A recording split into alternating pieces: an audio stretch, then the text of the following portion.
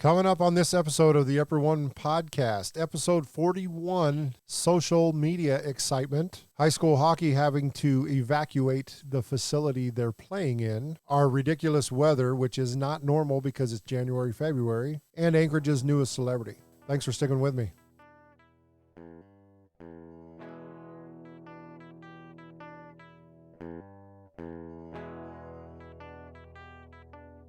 And now podcasting from the great state of Alaska, this is the Upper One Podcast. Stop making such a big deal out of it.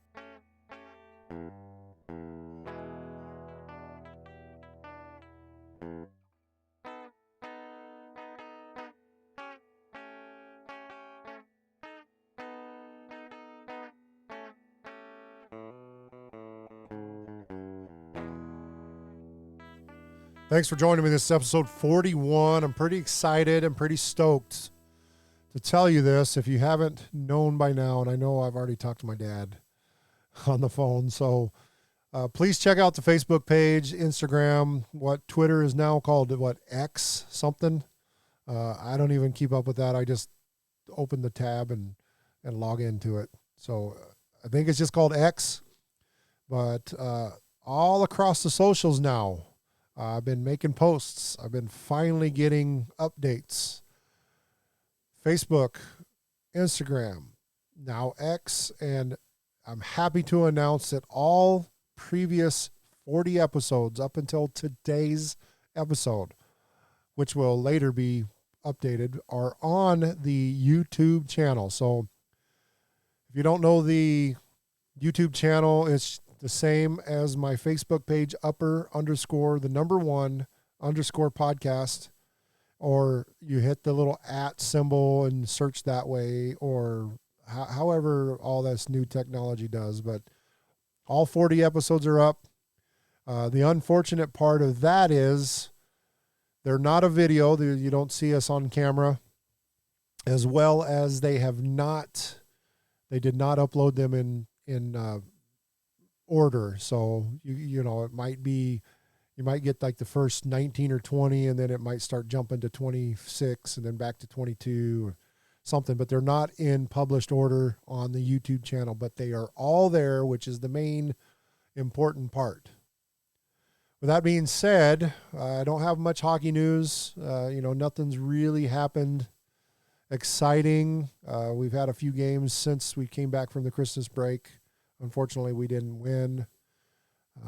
Nothing like me almost getting a Gordie Howe hat trick, although I did kind of get a little slight injury where I think I either strained or sprained my wrist. I don't think it's a sprain because today being 3 days later, it's not hurting like I would think a sprain would, more like a strain. I did ice it. I did get a wrap, a wrist wrap that you start with your thumb and you wrap it around your wrist and it Velcros so it holds that support there on your wrist. I did put that on it for practice for the Special Olympics floor hockey unified team Monday night. And a couple nights later, it's already feeling better. So like I said, I don't think it's a sprain. I think it's just a strain or maybe even just a bruise. So hopefully by my next practice Saturday, things will be cleared up. Speaking of the Special Olympics unified team, we do have what they consider the Anchorage tournament coming up on February 10th. Where it's not really, there's no seeding for the state tournament, but they just do their official judging and whatever to give the Special Olympic athletes their ribbons. And then they go from there into the state tournament. So I've got that coming up. It's just, from what I understand, it's just a normal 2-hour practice that day. And then on from that, Bobby Hill's part of it. I've talked about Bobby Hill in past episodes. I talk about Bobby Hill a lot because he's very near and dear to me. He's a very good friend and a very good competitor. It's so fun being on that court and competing against Bobby. There's been one practice where I was on his team too. just because on a Monday night, most of the athletes, they have a hard time getting their transportation to the practice. So we just kind of just divvy up and split, make 2 teams, and we practice on Monday nights, which is still good. And like I said, I was on his team once. So, but there's still a very stiff competition between me and Bobby. He's the goalie. And like I said, it tickles him to death more than anything to block my shots when we are playing and I've tried to score. And even though there's been times where I've scored multiple goals and, I've gotten other assists. So speaking of Bobby, I did announce that he is going to be inducted into the Alaska Sports Hall of Fame finally.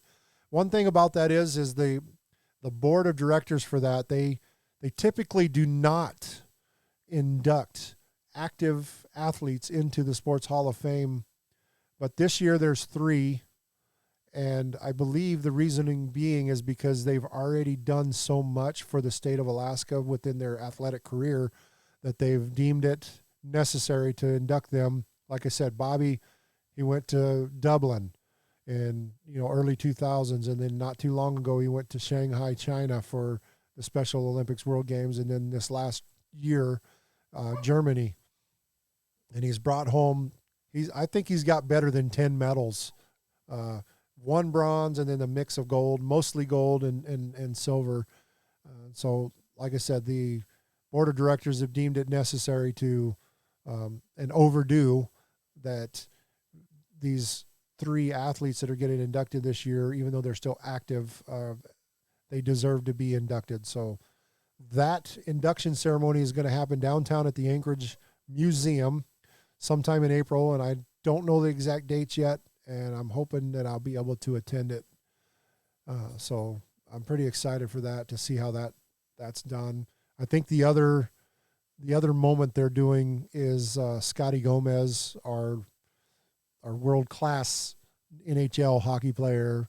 They're inducting his moment of being the rookie, being considered the rookie of the year for the NHL, his rookie year. So I'm still looking to see if my senior high school, even though we lost the state championship game, has a possibility or potential to be inducted as a moment, because to me, it's still the greatest game that's ever been played in the state of Alaska's basketball history. And I didn't contribute very much, so I'm not saying that because I was a part of that game.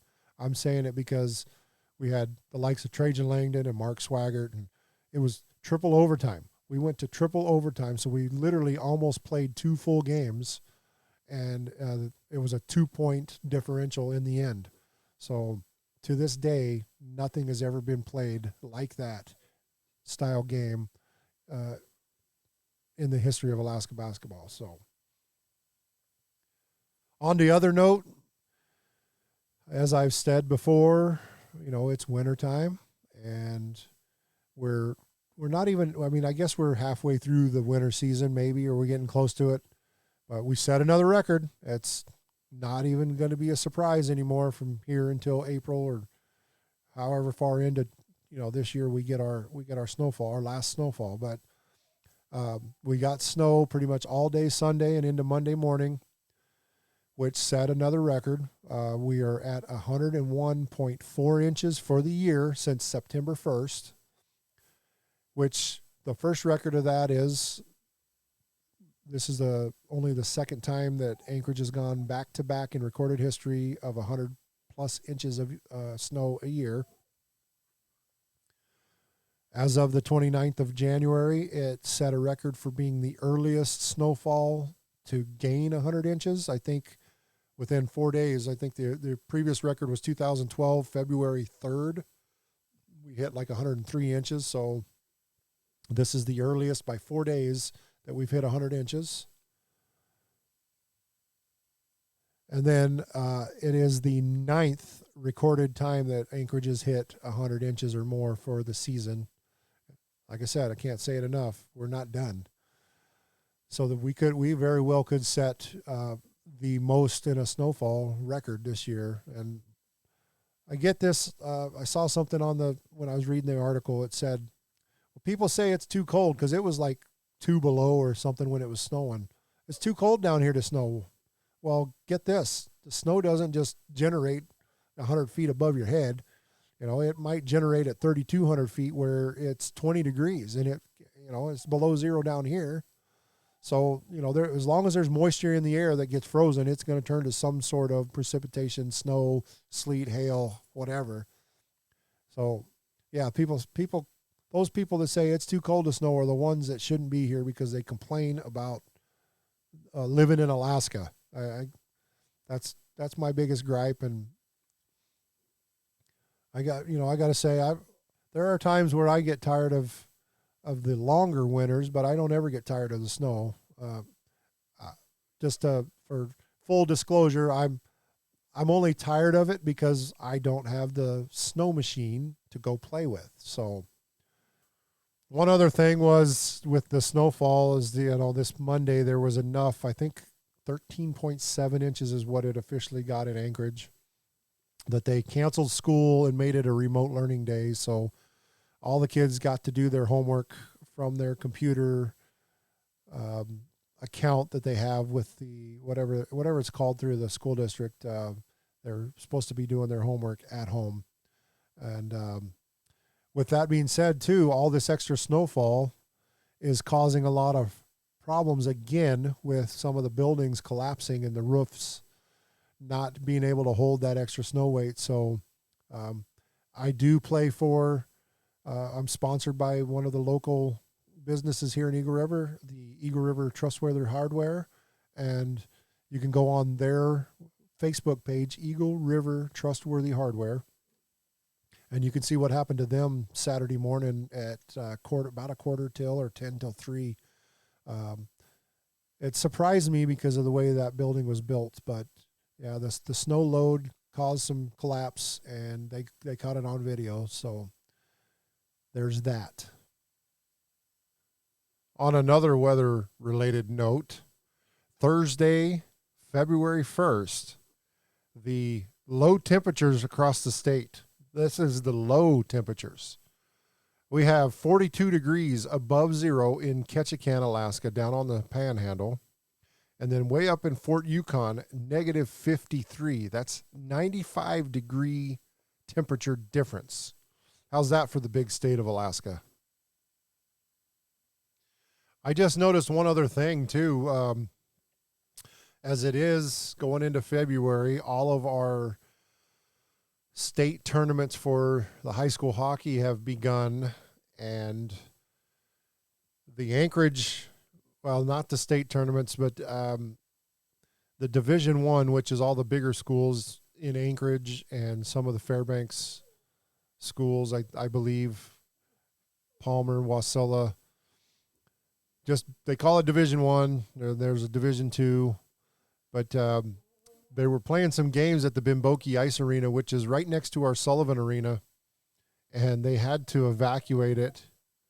The good news is my buddy Brock Lindo, lead singer of 36 Crazy Fists and now Paradise Slaves, he's kicking ass. He's got a job where I don't know his exact title, but he's working at the Sullivan Arena, and he's got that place back into shape. And you can go on Facebook and some of the news outlets, I believe, where it shows him, they're interviewing him, and he's got this big giddy smile. The ice, so the Sullivan Arena is back. They've been practicing there, and now they move those games from the Bimboki because of this carbon monoxide from there over to the Sullivan Arena. So I thought that was kind of cool. We got hockey back in the Sullivan. With that being said, I think that's it for a recap since the last episode. I am going to cue the music and come back and talk about Anchorage's newest celebrity. Thanks for sticking with me.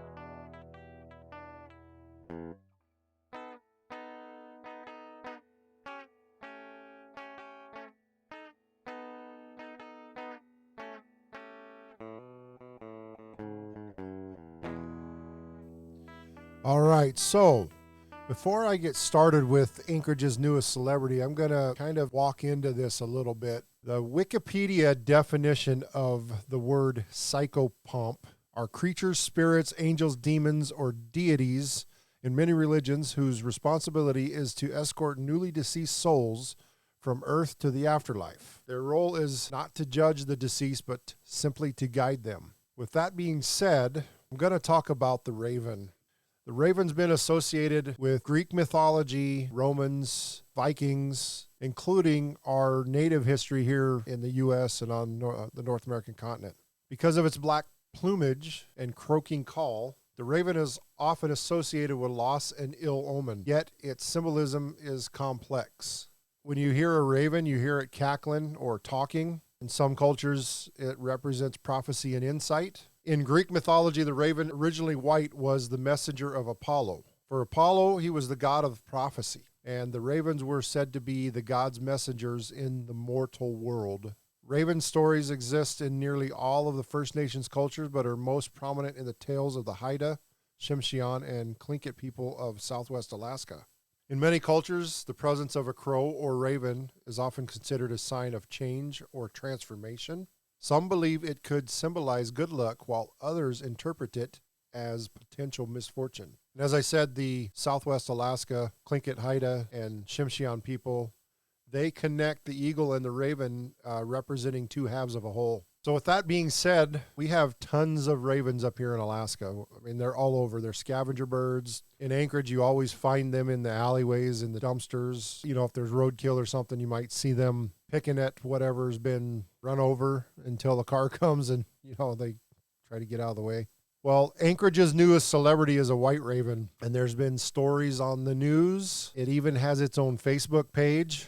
There are many paparazzi photographers every single day running around that portion of town where this raven is congregating and spending its time in the trees, in the dumpsters. So to start, you think of a white raven, you probably think of albinoism. This is not the case with these white ravens. The biologists say this white raven is genuinely uncommon creature. It's not albino, but leucistic, evidenced by its sky blue eyes. Leucistic means there's no pigmentation in those feathers. Not albinoism, but there's just no pigmentation giving it the black color.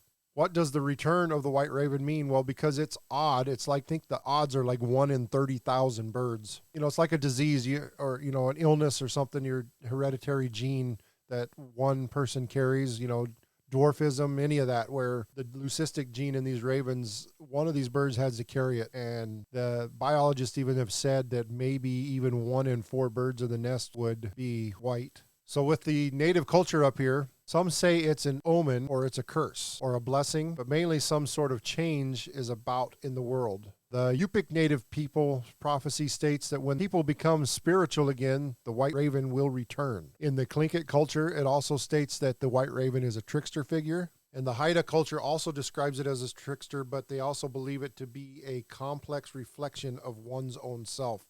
I did find an article on this native site. It's ya-native.com that tells the legend of the white raven spirit. And there is a Mandan Indian legend about the white raven. The Mandan Indians, from what I can see, came as far back as the 7th century, but they were kind of decimated about the time of the settlers in the 1700s and everything.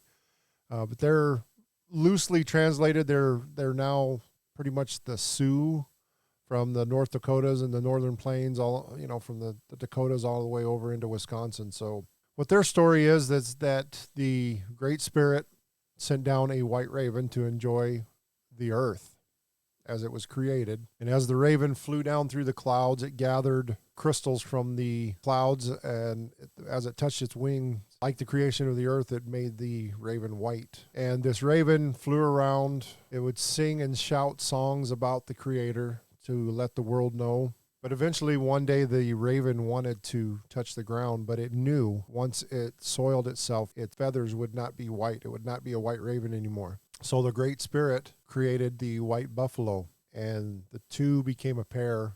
The white buffalo roaming the land, the white raven flying and soaring above the buffalo to let the buffalo know where to go. But eventually the stories came where man would be interacting, and one day a different type of man came along and started uprooting the buffalo. So the stories led to the raven trying to help out. I'm loosely doing this because I don't want to read this story. It would take me probably 20 minutes to read this story, but eventually the raven helped out to rid these people from killing all the buffalo off. Going back, the story said that the Great Spirit allowed man to harvest the buffalo, just not touch the white buffalo. And the new human with ill intent that the white raven noticed, they were wanting to harvest and kill the white buffalo. So the story goes along to say a bunch of stuff where basically the raven did something and it had to fly down through a chimney or something. It soiled its feathers and turned black.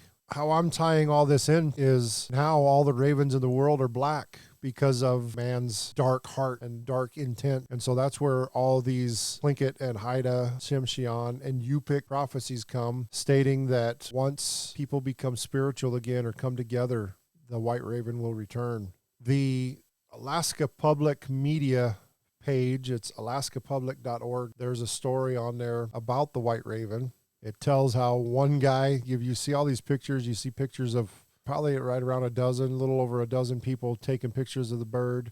You see the pictures of the white raven in flight, a video of the white raven holding a Haagen-Dazs ice cream container. It tells the stories that the biologists were worried that he was going to be picked on. They said now that after people have observed this raven, it's become an alpha bird, which to me falls in line with these stories of the Mandan legend of it being sent down by the Great Spirit or the Creator. And now it's here to bring order back and change in the world. So on that Alaska Public Media article, it tells story of a lady saying that she knew that this Yupik elder lady who was basically a shaman healer. This lady, I believe she's passed on now, but it says she would say, "We will see a white raven, and that's when we'll know that humanity as a whole is shifting towards one of peace." So it's not only just a jokester bird, trickster bird, but they believe that when the change comes, there's going to be change. And if you want to see, like I said, there's a Facebook page, and Alaska Public Media, alaskapublic.org has the story of the white raven.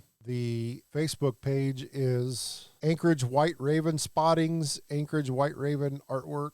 But in order to see most of these posts, you have to join the group. But their backdrop banner picture basically is a picture of the white raven and a black raven with their beaks touching. Another thing that I just remembered, this raven, they believe, came up about October. A lot of people are saying they didn't start seeing it till November, but pretty much like September, the end of September, the 1st of October, it flew up here from the Kenai Peninsula. And the biologists say that January is the mating season for ravens and that they think that it's not going to stick around. It will, once the spring hits, it'll fly into the woods for laying eggs and welcoming their chicks into the world. But that was one of the other parts of these stories, is that this raven, they believe it is a female based on the way it's acting. And they've seen other black males. When they're trying to do their little mating ritual, they'll grab sticks and they'll fly up in the air. They'll drop the stick or they'll turn upside down and let the stick go and catch it while they're in the air. So that's why the biologists and other people that study these ravens believe that this white one is a female. So we may only get the next couple months here before it does fly off into the woods and disappear. With that being said, that is the white raven, Anchorage's newest celebrity. And like I say, celebrity, I did say, I mentioned the paparazzi. There's one dude I think he's a retired police officer or lieutenant or detective or something, that all he does is go around looking for this raven, and he's taken over 10,000 pictures of it. I also have a friend who used to work for it used to be the Anchorage Daily News. I don't know what they call it now. They've moved their facilities and have kind of scaled back. The paper's like 1% of the size of what it used to be when I was in high school. But he used to work for the paper. He's been out taking pictures, and he's involved in a lot of that. I hope to see some of his. I imagine the State Fair and the Ferrandi amateur photography contests are going to be riddled with these pictures of this white raven. So Mike Lewis, one of my friends, is the guy that he's been out taking pictures as well. So we'll see how long it stays. But like I said, Anchorage's newest celebrity, and that's the white raven and the legend up here that people, the native tribes, believe. Well, that's the end of episode 41. As I said earlier, I'm pretty stoked. I got all 40 previous episodes uploaded to YouTube, and that took me a couple days. But the good news is now that I'm all caught up, it won't take me so long to get these done as I get each episode uploaded onto the actual hosting platform and distributed. It's not going to take me too long to get each one kept up and all the socials up to speed now that I'm pretty much almost there. I wouldn't say I'm 100% there with all the socials to where I want to be, but I'm there. I'm further than I was 2 weeks ago and way further than I was 2 years ago. So thanks for joining me. Thanks for sticking with me. Thanks for liking and sharing the Upper One podcast. I believe now that the YouTube channel is up and running. You can hit subscribe and it will notify you, or whatever this fabulous world that is the internet does when there is a new episode or a new posting. So thanks again. As I said, if you like my episodes, please share them. I know there are people that love and would love to come visit Alaska that have been here, didn't get to do everything, or haven't been here and want to know what to do. So this is what this is about. This is my life living in the state of Alaska and what I've got to experience and what I'm trying to pass along. So thanks again. This is Scott with the Upper One podcast. Much obliged. We will catch you next time.